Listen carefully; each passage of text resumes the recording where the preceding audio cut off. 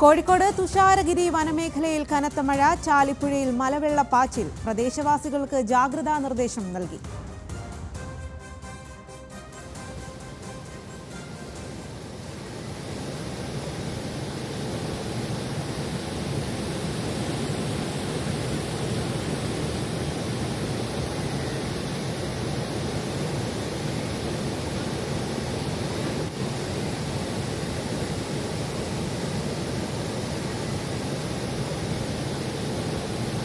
വിവരങ്ങളുമായി ദിൽഷ ചേരുന്നുണ്ട്. ദിൽഷ, എപ്പോഴായിരുന്നു ഈ മഴ തുടങ്ങിയത്? ഏതെല്ലാം തരത്തിലാണ് ജാഗ്രതാ നിർദ്ദേശം നൽകിയിരിക്കുന്നത്?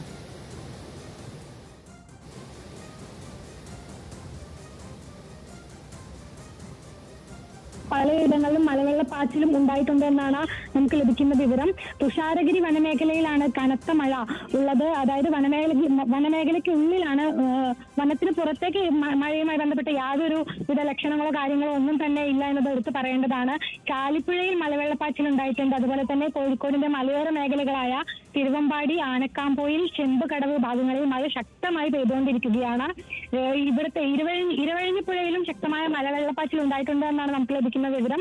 വരും ദിവസങ്ങളിലും ഇവിടെ മഴ ശക്തമാകുമെന്നാണ് മഴ മുന്നറിയിപ്പ് ഈ പ്രദേശങ്ങളിലൊക്കെ തന്നെയുണ്ട്. പ്രദേശവാസികൾക്ക് ദുരന്ത നിവാരണ അതോറിറ്റി ജാഗ്രതാ നിർദ്ദേശം നൽകിയിരിക്കുകയാണ്. ഇവിടുന്ന് മാറി താമസിപ്പിക്കാൻ വേണ്ടി ഉള്ള ഒരു ഒരുക്കങ്ങളും നടന്നുകൊണ്ടിരിക്കുകയാണ്. സ്വാതി.